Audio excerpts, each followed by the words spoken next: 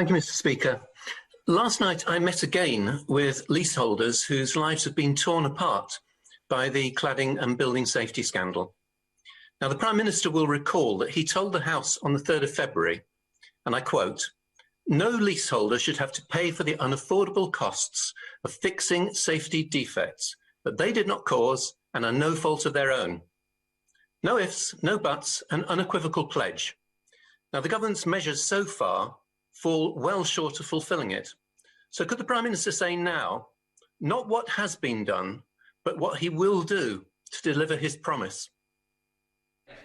Mr. Speaker, where in addition to the £3.5 billion of investment that we're provided to remediate the cladding and the 1.6 billion that we've already done, we're providing a new scheme for leaseholders in the lower risk buildings of I think the kind that he's describing to pay for unsafe remediation over the long term, and there will also be a new levy and tax on developers so that they also contribute to the remediation costs.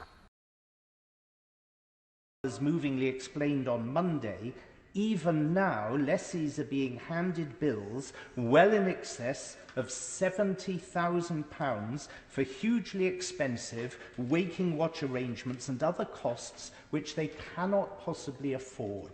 May we urgently have a government statement on how to prevent such innocent people being forced to forfeit their leases, sacrifice their homes and declare themselves bankrupt before the new scheme has been fully activated.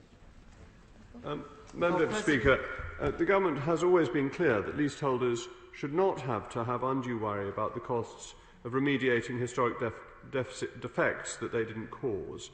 Waiting watch arrangements have been in place for far too long, and leaseholders are being left to pick up sometimes very high bills. That is why the Government is providing £30 million for a Waking Watch fund to install fire alarms and other interim measures, providing an alternative to the expensive Waking Watch systems.